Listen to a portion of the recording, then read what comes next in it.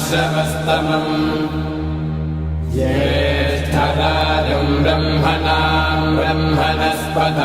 नः शृण्वन्नोतिभिः सीदसादनम् ॐ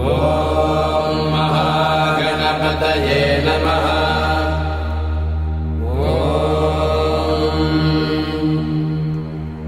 भद्रं कर्णेभिः शृणुयाम देवाः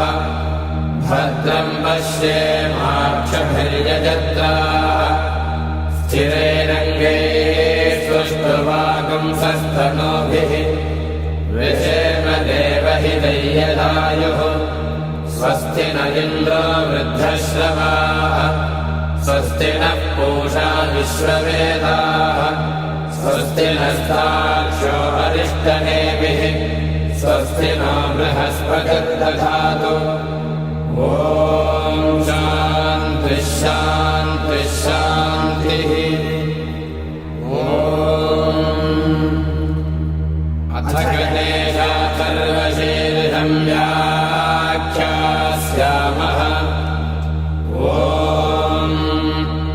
नमस्ते गणपतये त्वमेव प्रत्यक्षं तत्त्वमसि त्वमेव केवलं कर्तासि त्वमेव केवलं धर्तासि त्वमेव केवलं हर्तासि त्वमेव सर्वं खल्विदं ब्रह्मासि त्वं साक्षादात्मासि नित्यं ऋतं भस्मि सत्यं भस्मि अवत्वं माम् अवभक्तारम् अवश्रोतारम् अवधातारम् अवधातारम् अवालोचानमवशिष्यम् अवपश्चात्तात् अवपुरस्तात् अवोत्तरात्तात् अवदक्षिणात्तात् अवचोर्ध्वात्तात् अवाधरात्तात् सर्वतो मां पाहि पाहि समन्तात्। त्वं वाङ्मयस्त्वं चिन्मयः त्वमानन्दमयस्त्वं ब्रह्ममयः त्वं सच्चिदानन्दाद्वितीयोऽसि त्वं प्रत्यक्षं ब्रह्मासि त्वं ज्ञानमयो विज्ञानमयोऽसि सर्वं जगदिदं त्वत्तो जायते सर्वं जगदिदं त्वत्तस्तिष्ठति सर्वं जगदिदं त्वयि लयमेष्यति सर्वं जगदिदं त्वयि प्रत्येति त्वं भूमिरापो नलो निलो नभः त्वं चत्वारि वाक्पदानि त्वं गुणत्रयातीतः त्वमवस्थात्रयातीतः त्वं देहत्रयातीतः त्वं कालत्रयातीतः त्वं मूलाधारस्थितोऽसि नित्यं त्वं शक्तित्रयात्मकः त्वां योगिनो ध्यायन्ति नित्यं त्वं ब्रह्मा त्वं विष्णुस्त्वं रुद्रस्त्वमिन्द्रस्त्वमग्निस्त्वं वायुस्त्वं सूर्यस्त्वं चन्द्रमास्त्वं ब्रह्म भूर्भुवस्सु वरो गणादीं पूर्वमुच्चार्य वन्नादीं तदनन्तरम् मनस्वारः परतरः अर्धेन्दुरसितं कालेन रुद्धम् एतत्तव मनस्वरूपम् गकारः पूर्वरूपम् अकारो मध्यमरूपम् अनुस्वारश्चान्त्यरूपम् बिन्दुरुत्तररूपम् नादः सन्धानम् सगुंहिता सन्धिः सैषा गणेशविद्या गणकऋषिः विसृज्गायत्री छन्दः श्रीमहागणपतिर्देवता ॐ गं गणपतये नमः। एकदन्ताय विद्महे वक्रतुण्डाय धीमहि तन्नो दन्तिः प्रचोदयात्। एकदन्तं चतुर्हस्तं पाशमङ्कुशधारिणम् रदञ्जमरदं हस्ते बिभ्राणं मूषकध्वजं रक्तं लम्बोदरं शूर्पकर्णकं रक्तपाशसं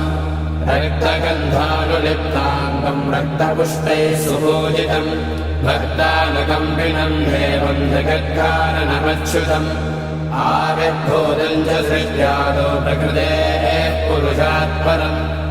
एवम् ध्यायति यो नित्यम् स योगी योगिनाम् वरः नमो व्रातपतये नमो गणपतये नमः प्रमथपतये नमस्ते अस्तु लम्बोदराय एकदन्ताय विघ्नविनाशिने शिवसुताय श्रीवरदमूर्तये नमो नमः एतदथर्वशीर्षयोधीते स ब्रह्मभूयाय कल्पते स सर्वतः सुखमेधते स सर्वविघ्नैर्न बाध्यते स पञ्चमहापापात् प्रमुच्यते सायमधीयानो दिवसकृतम् पापन्नाशयति प्रातरधीयानो रात्रिकृतम् पापन्नाशयति सायम् प्रातः प्रयुञ्जानो पापो पापो भवति सर्वत्राधीयानोपविद्धो भवति धर्मार्थकाममोक्षम् च विन्दति इदमथर्वशीर्षमशिष्याय न देयम् यो यदिमोहात् दास्यति स पापीयान् भवति सहस्रावर्धनाद्येयम् काममधीते दन्तमनेन साधयेत् अनेन गणपतिमभिषिञ्चति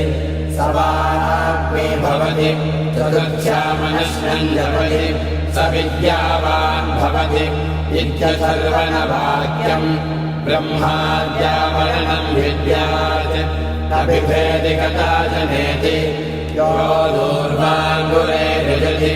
स वैश्रवणोपमो भवति यो राजे यजति स यशोवान् भवति स मेधावान् भवति यो मोदकसहस्रेण यजति समाच्युतफलमवाप्नोति यः साध्यः समिद्भिर्यजति स सर्वम् लभते स सर्वम् लभते अष्टौ ब्राह्मणान् सम्यक् ग्राहयित्वा सूर्यवर्चस्वी भवति सूर्यग्रहे महानद्याम् प्रतिमासन्निधौ वा दत्त्वा सिद्धमन्त्रो भवति महाविघ्नाः प्रमुच्यते महादोषात् प्रमुच्यते महापापाः प्रमुच्यते महाप्रत्यवायात् प्रमुच्यते स सर्वविद्भवति स सर्वविद्भवति एवम् वेद इत्युपनिषत् ॐ भद्रम् कर्णेभिः शृणुयामदेवाः भद्रम् पश्येमाक्षभिर्यजत्राः स्थिरैरङ्गैः स्तुष्ट्वागुंसस्तनूभिः यशेम देवहिदैर्यदायुः स्वस्ति न इन्द्रो वृद्धश्रवाः स्वस्ति नः पूषा विश्ववेदाः स्वस्ति नस्ताक्षो वरिष्ठनेमिः स्वस्ति नो बृहस्पतिर्दधातु ॐ शान्तिः शान्तिः शान्तिः।